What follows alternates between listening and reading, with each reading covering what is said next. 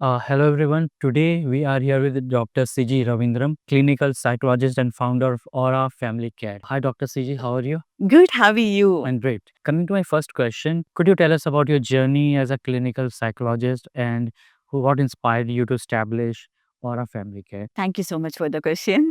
So, the journey towards to it, I can say that because I was a good listener when I was back in the school. So, I felt that, listening itself, it's a healing. Right. So, that was one major thing, something that I really wanted to. It's something was attracted me into psychology. However, my whole field, I studied in psychology, even the bachelor's, master's, and then my MPhil. Further education, I have done a lot. Because I'm still studying. The reason I'm studying from Harvard University as well now. Now the whole journey I did in first my bachelor's and master's I did in Amsterdam and then Bali. Then I came to Bangalore and then I did my MPhil and then later I did my PhD and also everything was in psychology because I always see that psychology is something you need to upgrade every second because Keep on. it's not you have to Yeah. keep learning because human mind. So every tradition, every generation, the thought pattern change. So perhaps you know that you are a father. Are you thinking the same way like your child? No. No. He has a different perspective. So that's when we need to be updated. We can't be that judgmental state thinking that, okay, you have to think this way. No, no, no. So it has to be in a different perspective. So that's the reason we need to upgrade, not them. So hence, I've been learning and I'm still learning. And that's what the inspiration and in fact, that's the journey. Yeah. And now, past 5 years, I'm in Dubai, where I started my Aura Family Care, where in terms of we help the students, kids, adults, in terms of counseling, therapies, different therapies. And in fact, we also help with ADHD or autism children with the different sessions, trainings and all. Are you observing a rise in stress and anxiety among both children and adults today? What do you believe is contributing most to these problems? Stress and anxiety for adults and children is increasing. There is no doubt into it. Right. I felt the reason was perhaps the generation different. Imagine you being in your hometown. People always confuse that why this was not there previous time. No, I don't believe so because even every generation they had this problem. However, they had choices and options. That we need to admit. In my age, certainly I do have stress, but if I open my door, I can see that green farm, fields, and I have a lot of things to divert my thoughts into something productive or anything. So I can see river, I can see water, I can play around, I can jump around, I have friends. Now things have changed. Also, the world is modernizing. The kids, when they come from the school, what they see? They see the four walls. Right. So they have to be inside. And wherever they look at, they only see that white walls. And they don't have an alternative option. Even parents also stress. The reason what they do is they want to go with that perfection. They're always comparing things with others because it's a competitive world. Everyone have to be updated. Everyone have to be go with this flow. And people are get stressed and they are trying to fit in with this world and they are stressed. No, it should not be. So I really want everyone to be pause, reflect, where are they running around? Where are they going towards? Rather, they just sit and reflect. Every moment, every second, they should know their state. Okay. Then they can find the solution also. Technology is a big part of our lives. How is phone and screen addiction affecting mental health, especially among young generation? Oh my God, that's huge because the cases comes to us recently. Now, perhaps you might have heard about autism. Right. Now, the cases comes to us is virtual autism. Virtual autism, the same symptoms they show as an autistic child, kind of low focus, low self-esteem, and they may not be able to, react to when you talk to them. And similar symptoms they do show. It's because the phone addiction.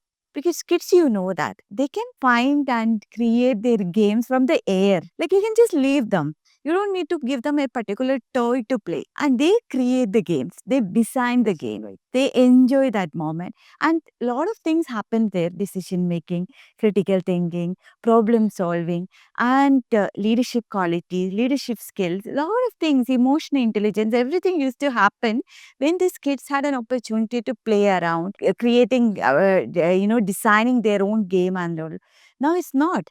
Now it's like kids are addicted to the phone. So there's a creative part of their brain is numb. They wait for, they wait for when can we use a Correct. mobile phone. Right. Because dopamine and endorphin, that happy hormones, is anyways produced, and the kids are following some YouTube channels or reels or whatever.